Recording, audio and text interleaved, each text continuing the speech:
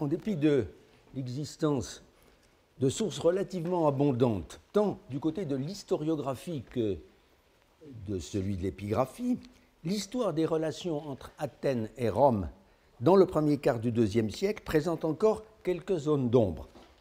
Ainsi n'a-t-on pas d'informations directes sur le traité d'alliance que les deux cités furent très probablement amenées à conclure dans ces années-là. Aucun des fragments conservés de Polybe ne s'y rapporte, il n'y a rien non plus dans l'adaptation latine de Tite-Live, au point que l'on a pu douter de la réalité d'une telle alliance, du moins avant le milieu du IIe siècle. Car le soutien apporté par Athènes aux Romains dans la guerre contre Philippe ne constitue pas en soi une preuve que les Athéniens aient été liés à Rome par un foedus, une synthèque en bonne et due forme, avec des obligations réciproques. Certes, on pourrait être enclin à penser qu'en 198 déjà, Athènes était l'allié de Troie, et pas seulement de fait des Romains, puisque une ambassade athénienne, on s'en souvient peut-être, participa au débat de l'Assemblée achéenne à Corinthe sur la politique à suivre dans la guerre entre la Macédoine et Rome. Mais le rôle dévolu alors à la diplomatie athénienne fut moins de plaider en faveur de l'alliance romaine que de dissuader l'Assemblée achéenne de demeurer fidèle à son ancienne alliance avec Philippe. De fait, c'est le passage du livre 32 que vous avez sous les yeux. De fait, ni les Rhodiens, quoi qu'on ait pu en penser, ni le roi Attale n'étaient encore les alliés formels des Romains à cette date. On constate d'autre part qu'après la victoire militaire de Flamininus en 197 et la proclamation de Corinthe l'année suivante, Athènes ne tira aucun profit direct de la paix. C'est seulement 20 ans plus tard, on le verra, que survint pour elle non seulement la restitution des îles qu'elle considérait, à tort ou à raison, comme siennes, et depuis longtemps, mais aussi l'acquisition inattendue d'un territoire continental. Il y a là un indice, parmi d'autres, qu'elle n'avait point le statut d'allié en 196, pas plus qu'à l'époque du fameux traité romano-macédonien de Phoïniquet en 205. En 192, encore, lors de la crise provoquée par l'entrée en scène du roi Antiochos de Syrie, venu appuyer en Grèce ses alliés étoliens et béotiens aussi, le récit circonstancié de Tite-Live ne fait aucune référence à un traité que les Athéniens auraient été mis en demeure de respecter quand, parvenus au bord de la sédition, d'après l'historien latin, ils étaient, pour certains d'entre eux au moins, sur le étolo-syrienne et de tenter l'aventure d'une Grèce libérée du protectorat romain.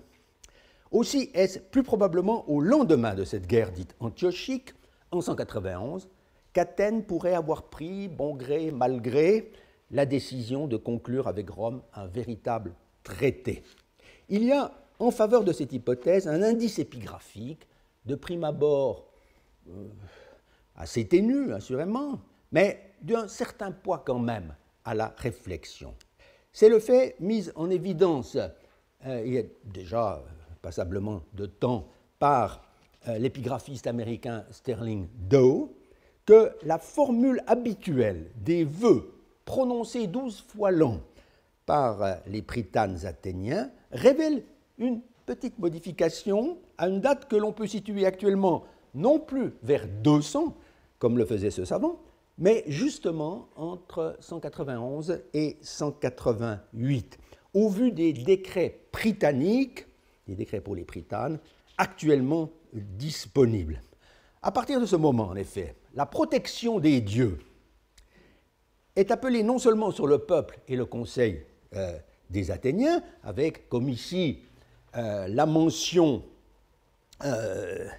également dans la formule traditionnelle, des enfants et des femmes, paidon, kai gunaikon, toujours dans cet ordre, mais aussi, donc juste une année plus tard, mais aussi, comme dans cet exemple de 190-89, kai ton summakon, sur les alliés. Autre exemple, à peine plus tardif, de cette même formule qui donc s'impose. Tout donne à penser qu'à cette date, il n'aurait pas été possible d'introduire une mention même très imprécise des alliés s'il n'avait pas été clair pour tout le monde que ces summakoi étaient d'abord et surtout les Romains, désormais sans rivaux en Grèce. Une seconde induction intéressante a pu être faite plus récemment du libellé d'une formule épigraphique attestée dans un tout petit nombre de documents d'Athènes au début du IIe siècle. Dès 1970, un autre épigraphiste américain, Benjamin Merritt, avait attiré l'attention sur la présence en 3 décrets tenus par lui pour contemporains, sur la référence donc remarquable à un oracle, ou disons mieux, à la réponse oraculaire du dieu, très certainement l'Apollon de Delphes, kata ten manteian tu theu, et cela toujours en relation avec une réunion pour les archaïresiai, l'élection des magistrats. Ce savant rapprochait tout naturellement l'information d'un passage bien connu de l'Athénaïon Politeia aristotélicienne, chapitre 44, où l'auteur indique que l'élection des stratèges, des hipparques et des autres magistrats militaires se déroule sous la présidence des Prytanes, venant après la 6e Prytanie, alors il n'y en avait que 10, donc à peu près au printemps, lorsque se présente un signe favorable. F on an eusemia genetai. Comme l'un des 3 décrets en question avait été pris à coup sûr le 29e jour du mois Munikion, soit vers la fin d'avril, de l'archontat de Symmachos, datable de 188-7, Merritt pensait pouvoir restituer une date exactement identique dans les 2 inscriptions amputées qui présentaient la même formule, la kataten manteian. Dès lors, il fallait admettre que par exception, cette année-là précisément, le fameux signe favorable attendu pour fixer le moment des élections avait été un oracle approuvant le choix fait de cette date du 29 Munikion pour les archaïresiai. C'était là une hypothèse astucieuse, mais insuffisamment étayée. Dans une communication faite devant l'Académie des inscriptions et belles-lettres en 1998, mon confrère et ami Philippe Gautier, qui s'intéressait de longue date à la question des élections dans les cités grecques, a montré qu'en réalité, cette théorie avait perdu toute assise, puisque, entre-temps, les 3 décrets s'étaient révélés appartenir à 3 années distinctes, l'un datant certes de l'année 188-7, mais les 2 autres devant être attribués respectivement à l'archonte Archaïos en 190-89 et à un archonte encore incertain des années 160. C'est celui-ci, donc passablement plus tard. Autrement dit, l'oracle en question, cette manteia, ne pouvait avoir été le signe favorable, eusemia, demandé et reçu en une occasion particulière. C'était un ordre du Dieu, valable en principe de manière permanente, qui, selon toute apparence, devait fournir le moyen de fixer la date des élections sans devoir attendre l'apparition aléatoire de quelques signes. D'où justement, à partir d'une certaine date, et pendant quelques années au moins, la référence constante à cette réponse oraculaire ayant en quelque sorte force de loi. Sa teneur nous échappe, hélas, mais bien évidemment. Mais il n'est pas interdit de faire une conjecture sur les circonstances politiques dans lesquelles le dieu de Delphes fut ainsi consulté, car la première attestation conservée de la formule remonte à une session de l'Assemblée, réunie le 29 Munichion, cette date-là aussi est assurée, de l'archontat d'Achaïos, après convocation du Conseil par les stratèges, et la formule Synkletos stratégon parangelanton, fait remarquable, ce qui révèle, à n'en pas douter, une situation d'urgence. On est là au printemps 189. Or, c'est justement l'époque où les relations d'Athènes avec Delphes vont s'intensifier de manière très sensible. Il est donc permis de penser, avec Gautier lui-même, que l'oracle avait été consulté au cours de l'année 190, quand justement les Athéniens furent à s'impliquer à fond dans la laborieuse négociation entre Rome et la Confédération étolienne d'abord, puis dans la réorganisation de l'Amphictyonie de Delphes sous le patronage des autorités romaines, comme on le verra dans un instant. Mais on peut désormais associer à ce contexte un épisode encore, c'est précisément la conclusion entre Athènes et Rome d'un traité d'alliance désormais datable, on a noté, des années 190-189. Ce traité ne serait-il pas alors à mettre éventuellement en relation avec les accords d'amitié, filia, c'est ce passage de Polybe 21-30,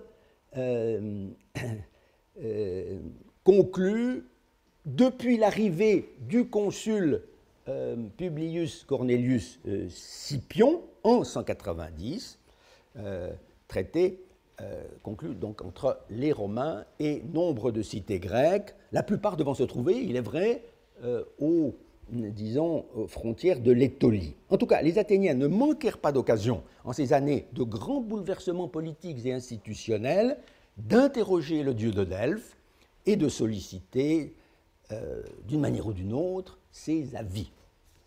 Ce qui est sûr, c'est qu'Athènes bénéficia elle-même, dès après la liquidation de la guerre antiochique, d'un grand crédit, tant auprès des autorités romaines qu'au sein de l'Amphictyonie de Delphes. Rien ne le montre mieux que le rôle de médiateur joué par la diplomatie athénienne dans le conflit entre Rome et l'Étolie.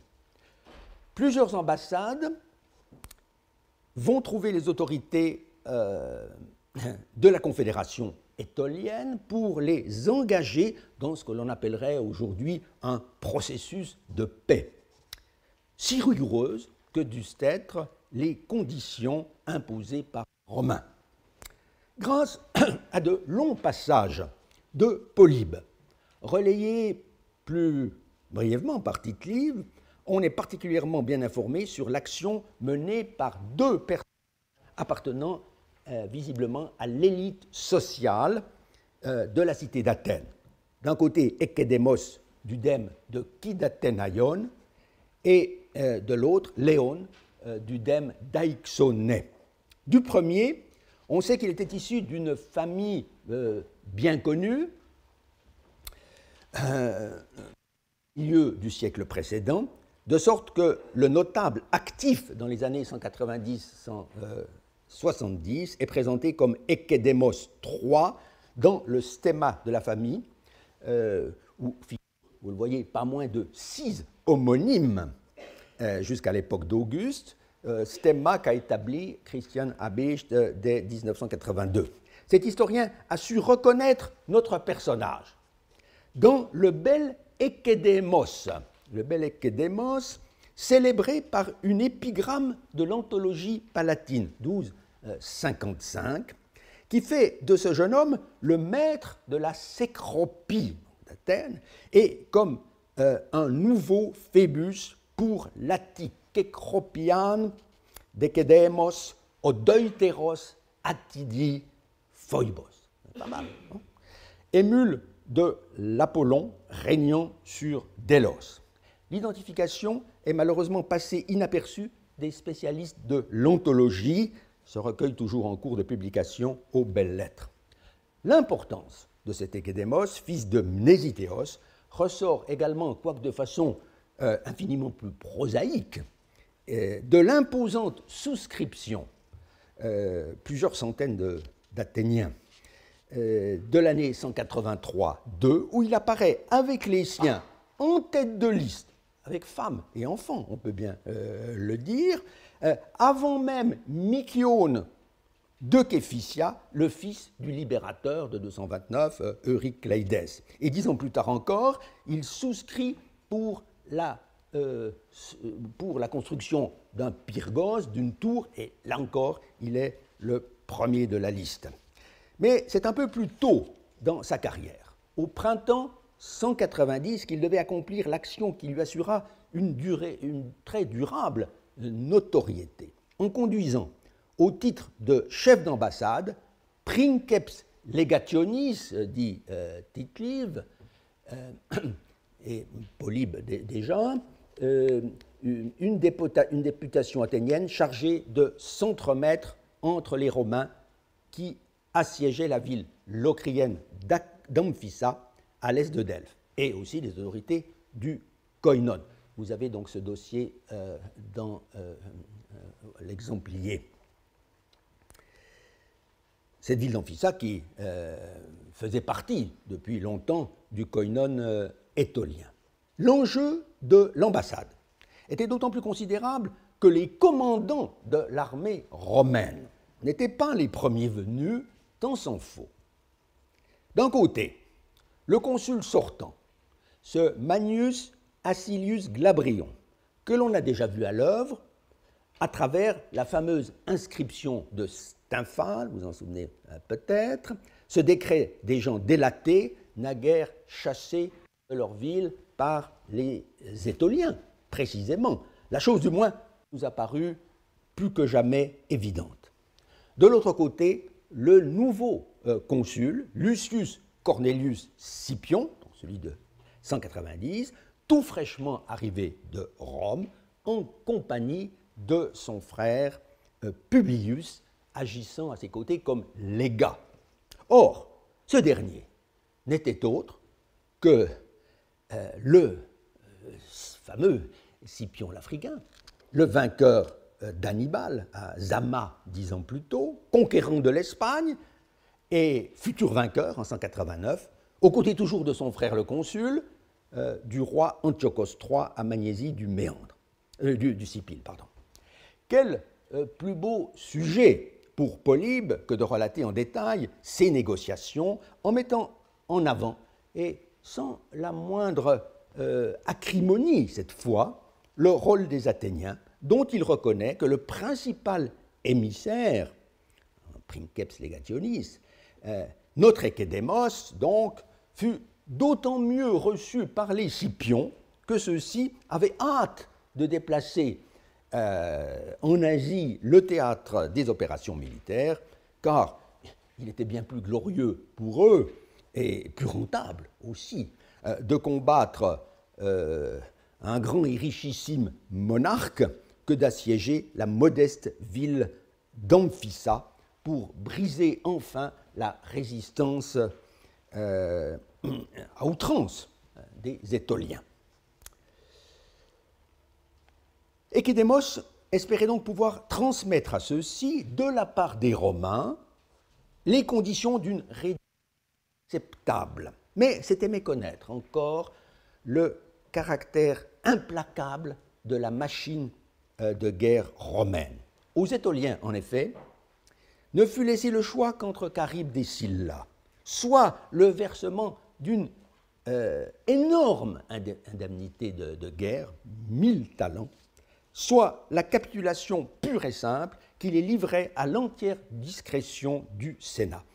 Ékédémos eut beau, et à 2 reprises, faire le voyage d'Amphissa à Hypata, chez les Dénianes, où siégeait des Étoliens, tout cela prenant évidemment des semaines, il ne put obtenir des conditions plus clémentes. Mais l'esprit aiguisé de cet Athénien trouva une astuce que rapporte également Tite-Live dans le récit parallèle du livre 37, Échédémos rendit l'espoir, etc. À défaut de paix, il conseilla aux autorités étoliennes de demander un armistice de 6 mois, puisque tout le monde avait intérêt à suspendre la guerre. Et c'est bien ce qu'il parvint finalement à arracher aux deux Scipions, sous réserve de ratification par le Sénat. Pour Athènes, l'honneur était sauf, même si tout restait à faire pour les Étoliens, parvenus désormais aux limites extrêmes de leur résistance. C'est un autre membre de l'aristocratie athénienne, on l'a laissé entendre, que devait revenir dès l'année suivante la délicate mission de plaider aux Étoliennes devant le Sénat de Rome, preuve du prestige dont jouissait toujours la cité d'Athènes. L'homme désigné à cette occasion fut donc Léon, fils de Kykesias du dème d'Aïxonée. Un certain Léon, Léo Quidam, écrit dans le passage que vous avez sous les yeux, livre 35, Tite-Live, quand il évoque l'homme qui avait su, en 192, remettre la cité d'Athènes dans le bon chemin de la collaboration avec Rome, au moment où celle-ci avait, où les Athéniens avaient failli verser du côté des Étoliens et du roi de Syrie. Je verrai donc volontiers dans ce personnage, dont l'importance ne fait aucun doute, l'artisan principal, non certes unique, de la conclusion du traité avec Rome au lendemain de cet épisode, puisque c'est peu après, vers 190, on vient de le voir, que doit dater, selon toute apparence, cette alliance formelle entre les deux cités. Léon d'Eixonée, en tout cas, était alors l'un des citoyens les plus en vue, et l'histoire de sa famille, où alternent les noms de Léon et de Kykesias, anthroponymes des plus rares d'ailleurs, déformés en Ichésias dans les manuscrits de Tite-Live, se laissent suivre pendant plus de 2 siècles. Les inscriptions nous enseignent qu'elle était liée par mariage à celle des anciens dirigeants d'Athènes, Eurycleides et Mikion de Képhysia. Ainsi, une dédicace publiée tout récemment dans la revue Horos 2009 est gravée sur la base de la statue élevée à une prêtresse de Déméter et Corée, à Brulis, fille de Mikion, par Mikion et Eurycleides de Képhysia d'un côté et par Kykesias, vous le voyez, Léontos, d'Aixonée de l'autre. Compte tenu de la date de l'inscription, nous sommes là vers 150 avant Jésus-Christ, cette prêtresse devait être la petite fille de notre Léon, Léon II, l'ambassadeur chargé de plaider la cause étolienne, d'abord devant le consul à Ambracie, en Épire, puis devant le Sénat à Rome en 189. Mission des plus malaisés, on l'a dit, sinon même désespérés, comme le souligne Polybe, dont le récit, heureusement conservé, livre 21 toujours, a été résumé à grands traits, ici encore, par Tite-Live. Car le Sénat, vous avez ce dossier, car le Sénat, dans son ensemble, était extrêmement remonté contre cette nation étolienne qui avait causé à Rome tant de tracas depuis près de 20 ans. Selon l'historien grec, seuls les ambassadeurs de Rhodes et d'Athènes réussirent à susciter un peu d'attention de la part des sénateurs qui faisaient délibérément la sourde oreille. Mais c'est l'Athénien Léon qui sut trouver les mots susceptibles d'éviter à l'Étolie un complet désastre pour obtenir une certaine indulgence du Sénat vis-à-vis des incessants revirements du peuple étolien. Il compara celui-ci à une étendue marine normalement calme, mais soulevée parfois par des vents impétueux, ceux que vinrent souffler des fauteurs de troubles, nommément désignés à la vindicte romaine. de cette métaphore météorologique, Polybe est allé jusqu'à reproduire littéralement, peut-on croire, deux longues phrases, vous les avez sous les yeux dans votre dossier, indice qu'il approuvait et appréciait ce beau discours, cette métaphore prolongée de Léon d'Aixonnet, discours dont il dut, j'imagine, dénicher une copie dans les Acta Senatus, consultés par lui durant son exil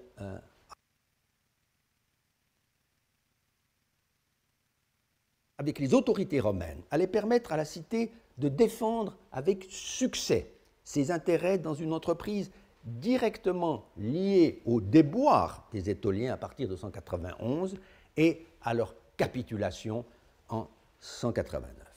C'était la nécessaire réorganisation de l'amphictyonie delphique après 3/4 de siècle de mainmise étolienne. Sur cette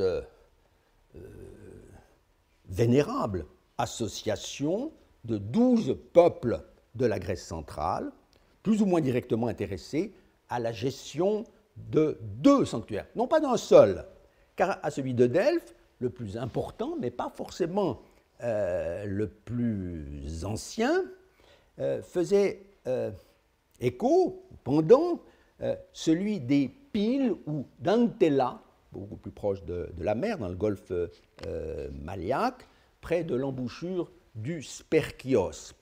Un hiéron connu par les inscriptions, mais qui reste à découvrir sous les atterrissements de ce fleuve. Cette réorganisation était délicate, car il ne suffisait pas de décréter que l'on en reviendrait au patria, aux usages ancestraux. Les Étoliens eux-mêmes, en effet, avaient hérité d'une situation qui n'était pas, en tout point, conforme aux traditions les plus vénérables, celles qui avaient été en vigueur avant l'entrée en force du roi Philippe II, le père d'Alexandre, en 346. D'autre part, il y avait la question de la place à faire aux Delphiens eux-mêmes, qui bénéficiaient depuis des siècles d'un statut privilégié, en ce sens qu'ils avaient droit à 2 représentants dans le Conseil des 24 amphictyons, comme s'ils constituaient à eux seuls un ethnos, un peuple aussi important que les 11 autres, parmi lesquels les Thessaliens, les Béotiens, les Ioniens d'Athènes et de Bé, etc.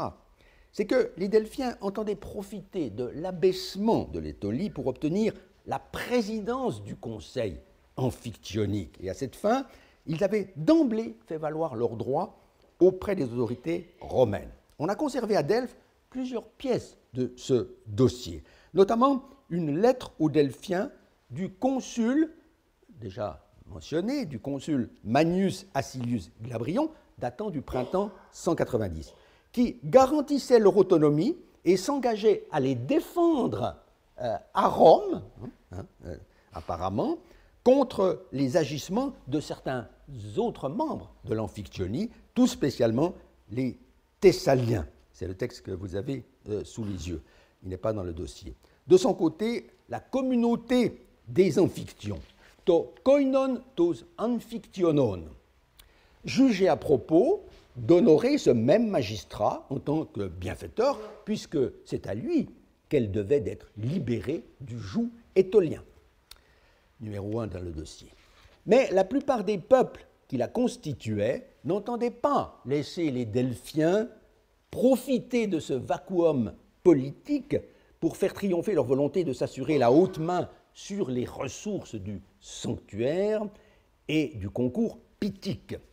Il ressort en effet d'une seconde lettre, adressée également cette fois à l'amphictyonie, par un autre magistrat romain, vous l'avez dans votre dossier, c'est Spurius Postumius Albinus, un prêteur en l'an 189, qui, dans cette lettre, atteste que la cité de Delphes avait envoyé une ambassade à Rome pour défendre ses intérêts et qu'en retour, elle avait obtenu du Sénat divers privilèges, en particulier celui de pouvoir administrer en toute souveraineté la terre sacrée Et le port sacré, testé hieras koras, kaitu limenos.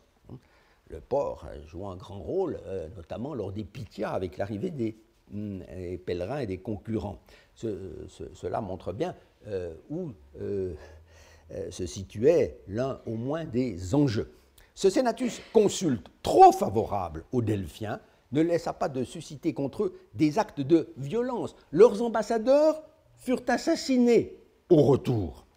C'est que, sans même parler des Étoliens, expulsés, deux grands peuples amphictyoniques travaillaient en sens contraire. D'une part les Thessaliens, qui avaient exercé autrefois, avant l'époque étolienne, une prééminence de droit et de fait sur l'Amphictyonie, et grâce à leur hégémonie sur plusieurs peuples voisins, ces peuples dits périèques. De l'autre, les Athéniens, forts de l'incomparable prestige de leur ville et de leur amitié désormais bien établie avec les Romains. Même si Athènes ne disposait toujours que d'une seule voix au conseil des, donc moins que les Delphiens, au conseil des Hieromnémons, étant obligé de partager avec les gens de l'Eubée les deux suffrages attribués de toute antiquité au peuple des Ioniens.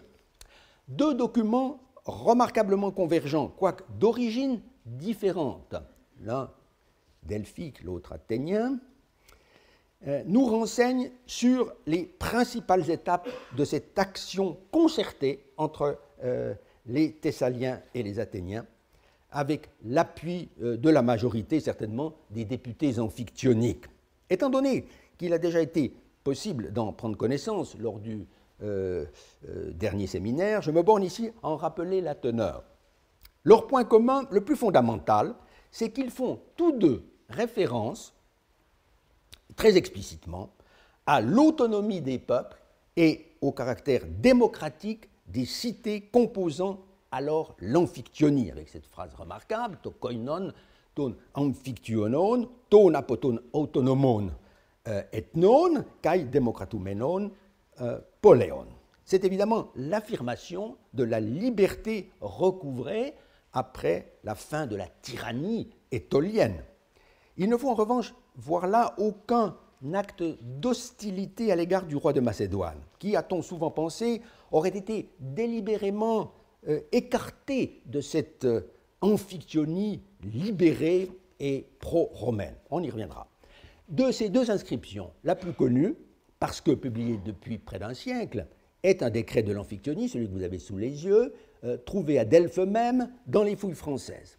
Il honore un des représentants du peuple thessalien, Nicostratos de Larissa, envoyé comme Hieromnémon à l'automne 186, année importante, puisque devait être célébré cet automne-là le grand concours à la fois musical et gymnique des Pythias, qui n'avait lieu que tous les 4 ans, comme un certain nombre d'autres grands agonesses parmi les plus réputés. Le mérite essentiel du personnage fut d'avoir œuvré au rétablissement apokatastasis, c'est le verbe qui se trouve là, oppose an apokatastaté, tos unedrion, de ce conseil amphictyonique, dans sa forme originelle, eisto ex arches kata patria. À cette fin, Nicostratos avait conduit une ambassade à Rome pour obtenir des hauts magistrats romains l'assurance que tout serait fait dans l'intérêt des Amphictyons et des autres Grecs ayant opté pour la liberté et la démocratie. Élargissement remarquable donc à l'ensemble du monde grec, car tous les Hellènes, c'est peut-être la façon la plus simple de l'expliquer, étaient intéressés au bon fonctionnement des concours Pythia. Mais cette action, il ne l'avait pas menée tout seul, Nicostratos. Dès son arrivée à Delphes en 186, il avait collaboré non seulement avec les autres Hieromnémons, les députés du conseil amphictyonique, mais aussi, dit le décret, avec les hommes envoyés par le peuple d'Athènes. Je crois que c'est ici, voilà. Meta ton apostolento nandro nupotu demu ton Athénaïon, en qui il faut reconnaître très probablement les 3 Pylagores encadrant le hiéromnémon unique d'Athènes, lequel, en dépit de l'importance religieuse de sa fonction, n'avait pas de compétences politiques. D'autre part, c'est avec l'un de ces trois Athéniens, Ménédémos, expressément nommé Métaménédémou, qu'il avait été envoyé à Rome en 185 avant de se voir confier un nouveau mandat annuel de hiéromnémon pour la session d'automne, Pulaia Métaporinée, de l'année 184, ce qui lui permit de rendre compte de sa mission auprès des Delphiens également, lesquels n'étaient pas très contents, mais il réussit à les convaincre. Une confirmation de tout cela a été miraculeusement apportée par un décret athénien constitué de 3 fragments qui fut publié beaucoup plus récemment, en 1987, par Christian Habicht. On a là en effet l'éloge d'un hiéromnémon athénien en fonction à l'Amphictyonie durant l'année 186-5, c'est l'archontat de Zopyros à Athènes. Or, dans cette inscription, il est fait mention du rôle joué en ces circonstances par 3 hommes que l'ecclésia athénienne avait élus pour s'occuper des affaires amphictyoniques, eista amphictyonica. L'expression est tout à fait notable. Et l'on apprend qui ils étaient, ces 3 hommes. Outre ce Ménédémos, appelé à faire le voyage de Rome avec le député laricéen, il y avait Échédémos, l'homme qui s'était illustré en 190 dans les négociations romano-étoliennes autour d'Amphissa. La ville était d'ailleurs toute proche de Delphes, puisque Delphiens et Amphicéens se disputaient périodiquement l'exploitation des terres sacrées. Quant au 3e homme, Alexion, c'était aussi un homme politique relativement important du dème d'Azénia, d'une famille dont le stemma a aussi pu être précédemment dressé par Habicht. Le décret athénien est certes moins bien conservé que l'inscription delphique, qui est quasi contemporaine, mais il contient aussi des indications originales qui jettent quelques lumières sur ce que j'appellerais la vie quotidienne des amphictyons. On voit que le hiéromnémon athénien, encore impossible à identifier, son nom étant puté, et qui probablement n'appartenait pas à la plus haute société d'Athènes, car c'était un magistrat tiré au sort, non pas élu comme les 3 Pylagores. Ce personnage, disais-je, avait accompli à Delphes, avec ses collègues de députation, les divers sacrifices requis avant de s'occuper de l'organisation des Pythias et de faire en sorte que demeura en place, tout diameinai, ligne 18, ce conseil amphictyonique des États libres et démocratiques. On nous dit ensuite, ligne 20 et suivante, ce qu'il fit pour assister à la session d'automne, donc en accomplissant un séjour requis, eisten metoporinen pulaian, tenapodemian, en accomplissant alors une série de sacrifices. Habicht a bien vu que les dieux honorés en cette occasion ne pouvaient pas être l'Apollon et les autres divinités de Delphes, comme précédemment, mais devaient être celles du sanctuaire d'Antella, l'autre, consacré, lui, à Déméter, Déméter Amphictyonis, d'où la restitution certaine, Démétrie, ligne 22. Mais qui était le dieu dit Amphictyonikos, mentionné aux côtés de la déesse, et dont le nom, vous le voyez, a disparu complètement dans la lacune? Ce fut le mérite du spécialiste de Delphes, qu'était Jean Bousquet, de deviner aussitôt, en 1988, qu'il y avait là place pour Héraclès. To Héraclei, to Amphictyonico, restitution assurée, car Héraclès était l'objet d'un culte sur ces rivages où se réunissent les Hellènes, comme dit Socle dans les Trachiniennes. Et cette tragédie, qui, on le sait, tourne autour de la mort d'Héraclès sur le mont Euta, tout tout à fait voisin, avec la ville de Thrakis, rebaptisée précisément Héracléa, les sources d'eau chaude consacrées à ce dieu tellurique, tant aux Thermopyles même que dans le baie voisine, dans les bains d'Aïdepsos. C'est donc à Déméter et à Héraclès que sacrifiaient les hiéromnémons à Antéla avant même de se rendre à Delphes.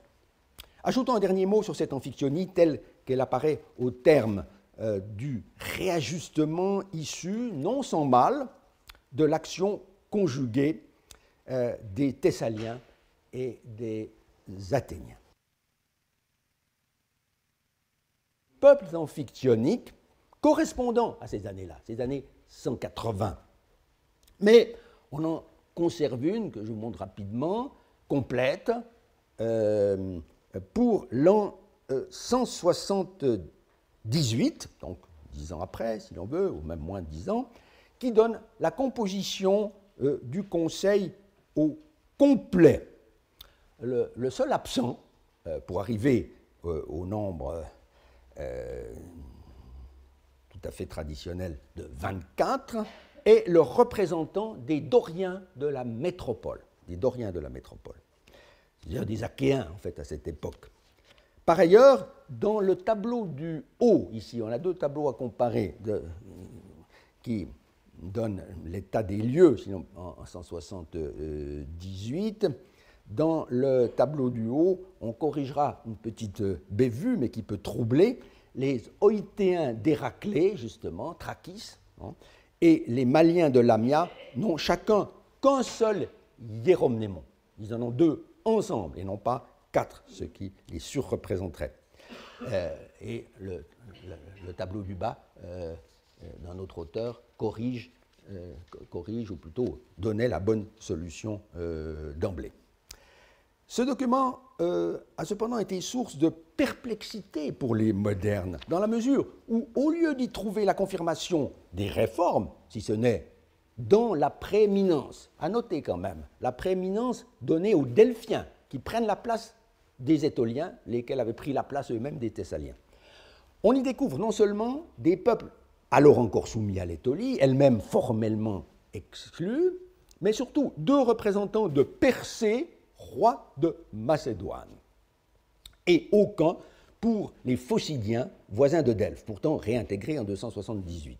Faut-il penser qu'en 179, avec l'avènement du fils de Philippe V, un retour s'était amorcé vers une amphictyonie non démocratique, prête à verser dans l'opposition aux Romains. Cette conclusion, tout à fait répandue jusque vers 1970, a été dénoncée comme abusive et même fausse par l'historien de Genève Adalberto Giovannini, qui a rendu vraisemblable que les rois de Macédoine n'avaient jamais perdu leur prérogative à l'amphictyonie depuis 346. Personne, pas même les Romains, n'aurait pu les en priver sans crime commis contre le dieu de Delphes ou ses biens. En fait, dans les documents des années 181, la participation de Philippe n'avait pas à être évoquée, puisque l'ethnos des Macédoniens, avec ses cités soumises, bien sûr, à l'autorité d'un monarque, n'était pas membre de l'amphictyonie. Seul le roi l'était. Il ne faut donc pas induire de la présence de Persée en 178 la volonté de ce roi de revenir en force sur la scène internationale grecque, comme cela se produira en 174, à la veille de la Troisième Guerre de Macédoine. Quand le sanctuaire de Delphes, d'une certaine façon, deviendra le théâtre d'une véritable guerre de propagande entre partisans et adversaires de Rome. Il reste que les luttes d'influence ont dû agiter l'amphictyonie durant toute la décennie précédente.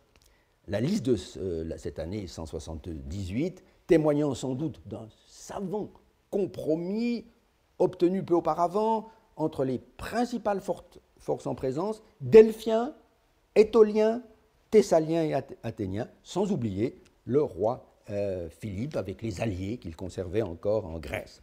Je renvoie pour plus de détails aux deux excellentes thèses quasiment contemporaines dont on dispose sur l'amphictyonie, celle de François Lefebvre d'abord, et puis en 1998, puis celle de Pierre Sanchez en 2001. Revenons donc, pour finir, à Athènes même. Car on ne saurait traiter de l'histoire de cette cité au début du IIe siècle sans alléguer l'ensemble documentaire exceptionnel que constitue le monnayage attique dit du nouveau style par opposition aux émissions monétaires de l'époque classique et de la haute époque hellénistique. Ce changement assez radical dans l'aspect des pièces d'argent de grands et de moyens modules, tétradrachmes, des drachmes, ne peut que frapper l'observateur, même le moins familier des techniques de production de la monnaie dans l'Antiquité. D'un côté, des pièces rudes, et il y en a de plus rudes que celle-ci, surtout la seconde qui est frappée très peu avant l'apparition du nouveau style, donc tout de même assez rude, et surtout avec un flanc réduit, épais, au type de l'effigie d'Athéna et de la chouette gravée dans un style délibérément conservateur, sinon archaïque, avec le carré creux au revers. De l'autre, des pièces bien rondes, bien circulaires, au flanc large, beaucoup plus minces, avec des types qui, certes, ne sont pas nouveaux, mais qui sont d'un style beaucoup plus évolué, enfin digne d'Athènes, pourrait-on dire, mais toujours avec la graphie archaïque athée, tout de même, l'effigie de la déesse au droit, reproduisant certainement d'assez près la tête au casque magnifique de l'Athéna, dite Parthénos, de Phidias.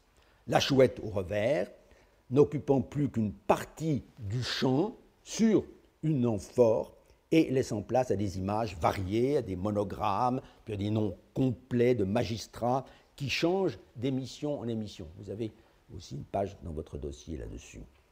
Autre différence, l'abondance de la production, au moins à partir d'un certain moment, en comparaison avec les frappes réduites, en tout cas pour le IIIe siècle, de l'ancien style. Bref, une mutation aussi importante paraît devoir nécessairement être mise en relation avec un tournant historique majeur, en réponse à des besoins inédits en pièces d'argent à forte valeur libératoire, numéraires destinés de fait à circuler très largement en dehors des frontières de l'Attique, comme le prouve la dispersion de ces monnaies dans toute la Méditerranée orientale. Mais découvrir l'événement qui a provoqué cette innovation, ou du moins cerner la période à partir de laquelle cette frappe abondante, selon un rythme devenu rapidement annuel, a commencé, a été une tâche ardue, qui aujourd'hui encore ne saurait être considérée comme totalement et définitivement aboutie. Il est intéressant de mettre en évidence très rapidement les principales étapes de cette recherche, car elles témoignent aussi d'une chose que l'on ne saurait méconnaître, c'est que la collaboration entre numismates et épigraphistes et historiens a reposé longtemps sur des malentendus qui cachent la bien réelle difficulté que les uns et les autres, sauf brillantes exceptions, avaient, toujours un peu, à utiliser avec un véritable esprit critique les résultats obtenus dans les disciplines voisines. Cela étant particulièrement vrai de la numismatique, science d'experts, souvent en tout cas, au seuil de laquelle le simple historien hésite à entrer de plein pied, tandis que le numismate, trop souvent encore, croit pouvoir exploiter des faits prétendument établis de l'histoire ancienne. De cela, il y a plus d'un exemple dans la laborieuse recherche de la date initiale de la frappe des monnaies athéniennes du nouveau style, car ce monnayage, bien sûr, a suscité la curiosité de beaucoup d'érudits. On peut citer, pour mémoire, le recueil très méritoire du français Ernest Bellet en 1858 l'homme à qui la porte belée de l'Acropole, l'entrée occidentale, doit son nom. Ouvrage où était adopté avec assurance une date très haute, 333. On admirera la précision pour les premières émissions, tandis que Théodore Reinach, à la fin du siècle, optait pour l'année 296. Mais assez vite, dès la fin du XIXe siècle, avec les travaux de Head, Svoronos, Regling, d'autres, c'est la date de 229 qui s'est imposée dans tous les manuels. N'était-il pas clair que ce renouveau monétaire était la conséquence directe de la libération d'Athènes en 229, après une longue période de stagnation politique et économique sous la tutelle macédonienne. On comprend que les historiens, ainsi Ferguson dans son célèbre Hellenistic Athens de 1911, pour ne citer que lui, ait adopté de confiance une datation apparemment si conforme à la vraisemblance historique. Cette chronologie devait pourtant sombrer corps et bien.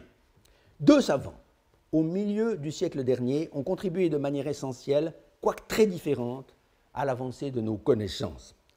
Le premier, chose notable, n'était pas un numismate de profession, mais un épigraphiste, on ne peut plus attentif, certes, à exploiter le témoignage des monnaies et leur mention dans les inscriptions.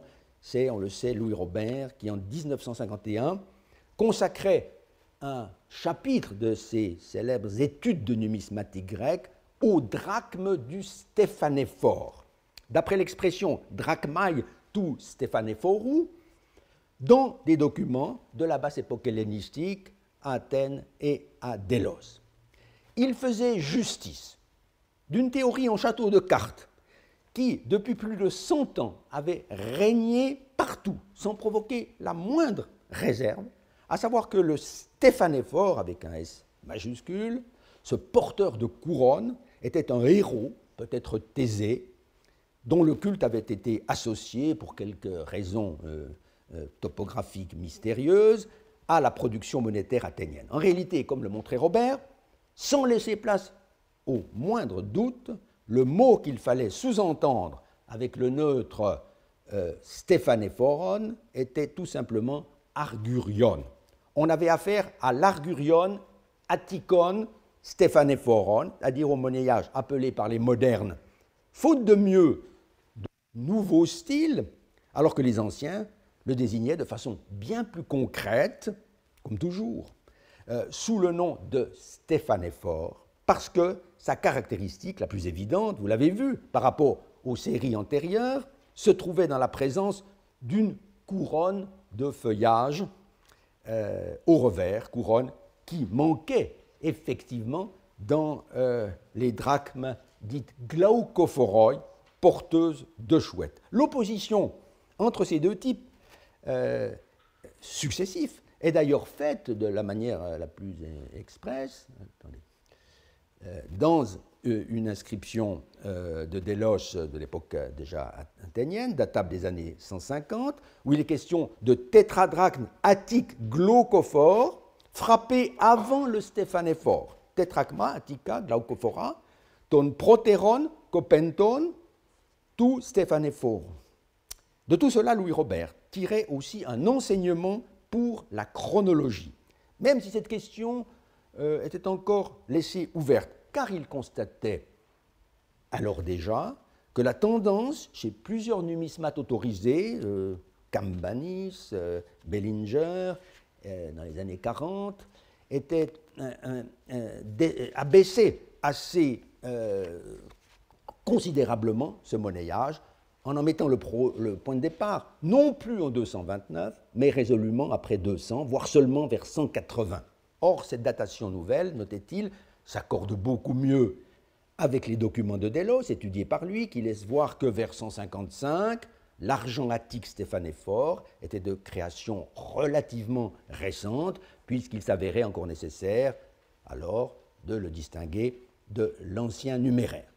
C'est une conclusion semblable, pas tout à fait identique, cependant, qu'aboutissait la seconde contribution capitale d'un genre tout différent, paru en ce milieu du XXe siècle, The New Style Silver Coinage of Athens, de la numismate new-yorkaise Margaret Thompson, qui offre le classement rigoureux des quelques 100 émissions, un peu plus, de ce monnayage, fondé sur l'examen de pratiquement tous les exemplaires alors connus, des milliers, et la mise en évidence de très nombreuses liaisons de coins permettant d'établir la séquence. Je ne montre qu'une planche.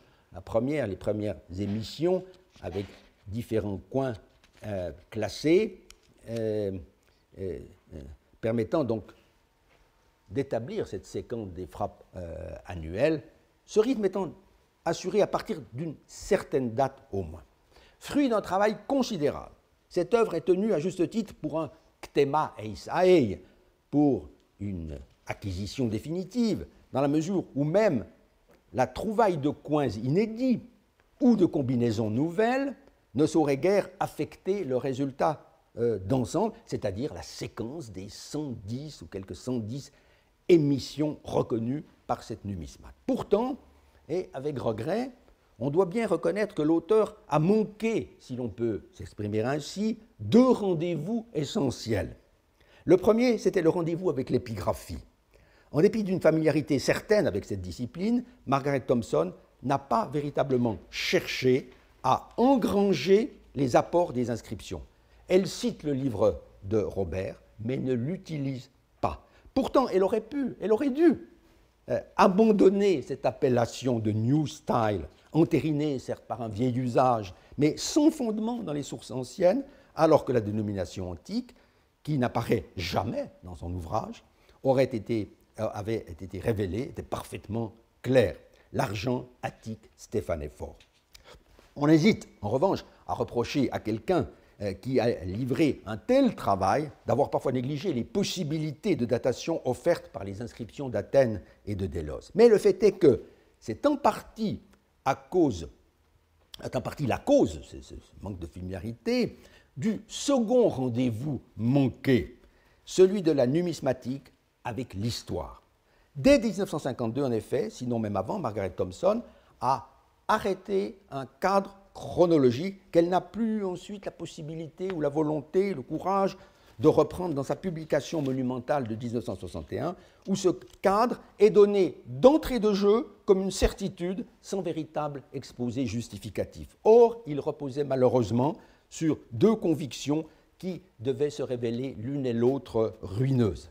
À savoir, d'une part, que l'année 196 avait marqué un tournant dans l'histoire d'Athènes. D'autre part, que tout ce monnayage avait nécessairement pris fin avec la prise et le sac d'Athènes par Sylla en 86 avant Jésus-Christ. Ce choix, il est vrai, pouvait sembler d'autant plus justifié qu'entre les deux dates, il y a un intervalle de 110 ou 111 ans, ce qui correspond de manière redoutablement précise au nombre des années d'émission.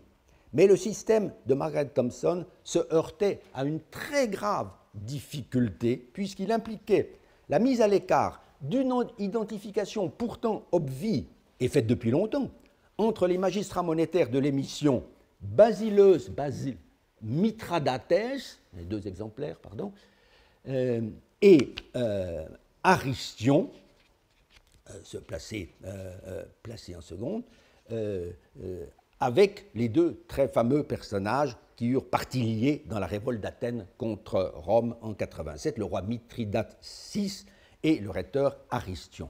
La numismate jugeait impossible, sur le plan stylistique, de dissocier cette frappe remarquable de celle qui, dans son système, était rangée dans les années 120. Mais, ce faisant, elle s'obstinait étrangement à ne pas voir que tout le mal, en réalité, venait de ce qu'elle avait choisi comme point de départ, une date sensiblement trop haute, que rien n'imposait du point de vue de l'histoire. Car l'année 196, si importante qu'elle ait pu être pour les peuples rendus à la liberté par le proconsul Flamininus, n'a représenté en aucune façon, on l'a vu, un tournant politique pour Athènes, déjà libre bien auparavant, ni non plus le début d'un nouvel essor économique, puisque c'est à tort, on a noté que Tite-Live place à ce moment-là un accroissement territorial athénien.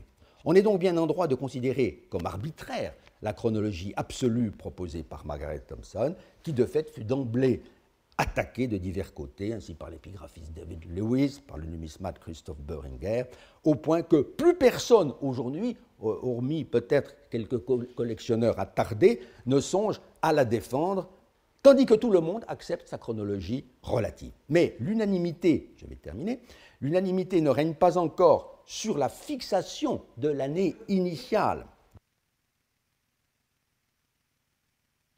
au plan de l'histoire économique et sociale, car le dilemme qui se pose est de savoir s'il convient ou non de lier le monnayage stéphanéphore à la mainmise athénienne sur Délos en l'an 167, suite à la victoire définitive des Romains sur le roi de Macédoine à Pydna.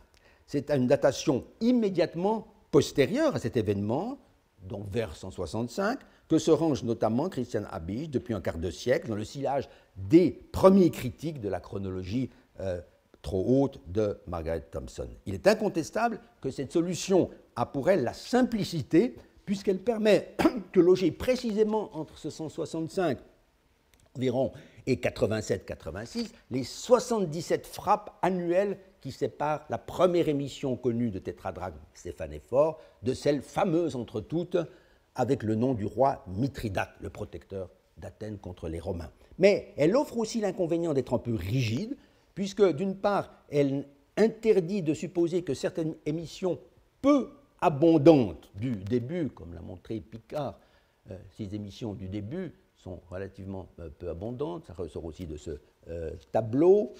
Ces émissions n'ont pas été peut-être d'emblée annuelles. C'est pourquoi, depuis assez longtemps, certains spécialistes ont défendu l'idée que ce monnayage pourrait avoir commencé dès les alentours de 180, date à laquelle remontent incontestablement en Asie mineure quelques monnayages fort semblables dans leur technique, initiés après la paix d'Apamée en 189, ici les émissions du koinon des villes de Troade, dont la chronologie à partir de 180 a été reprise par moi-même il y a peu de temps. Mais sans doute, dans le cas d'Athènes, sans doute, doit-on, dans le cas d'Athènes, descendre un peu plus bas. C'est la thèse que défend depuis longtemps notre confrère et ami, le professeur Olivier Picard, qui, dans un article de 2010, vient de présenter de nouveaux arguments, c'est cet article-ci, en faveur d'une datation au début de la guerre contre le roi Persée, donc vers 174. Il fait observer que deux autres cités de Grèce propre, Chalcis et Érétrie, numéro 1, puis numéro 2 et suivante, commencèrent en même temps qu'Athènes la frappe de monnayage de type stéphanéphore.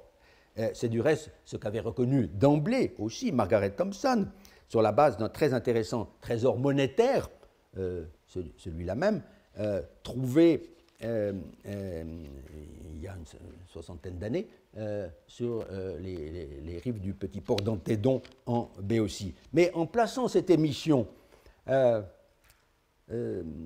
en 196 déjà, la numismate n'expliquait guère comment ces deux cités à peine libérées de la domination macédonienne auraient pu avoir les moyens d'émettre un tel monnayage. 20 ans plus tard, en 174, il s'agirait donc, selon Olivier Picard, dans ces villes de baie, comme surtout à Athènes, d'un monnayage de circonstances, voulu et financé par Rome en prévision justement de la guerre contre Persée, laquelle dura jusqu'en 168. Cela rendrait compte du fait que les deux villes eubéennes n'avaient pas poursuivi l'effort beaucoup après cette date, tandis qu'à Athènes, au contraire, avec des revenus notablement augmentés grâce aux nouvelles ressources que dès 167 elle avait acquises avec la mainmise sur l'île de Délos. L'explication ne manque certainement pas d'intérêt, même si l'on peut éventuellement s'étonner dans ces conditions que la cité de Chalcis, qui était située au cœur du dispositif militaire romain durant cette troisième et dernière guerre de Macédoine, ait eu une production si modeste, avec 2 émissions seulement de tétradrachme. Ce qui est sûr, c'est que l'apparition du stéphanéphore attique vers 175-165, pour s'en tenir à une fourchette encore volontairement large, ne saurait être isolée de son contexte non seulement romano-macédonien, mais égéen et micrasiatique. Je ne dirai rien aujourd'hui des territoires que la victoire du consul Polémie Lapidna permit aux Athéniens d'acquérir ou de récupérer, à la grande surprise de certains, comme en témoigne l'indignation d'un Polybe devant cette mainmise athénienne aux dépens de peuples qui avaient été jusque-là libres et indépendants. Mais on va voir dans un instant, au séminaire, comment se fit à Délos, qui représente le cas de loin le mieux documenté, le passage entre les autorités financières locales et les administrateurs athéniens. C'est Mme Véronique Jankowski, maître de conférence à l'Université de Lille, qui nous fera profiter de son exceptionnelle connaissance des documents comptables de Délos, tant avant qu'après cette date fatidique de 167. Je vous remercie.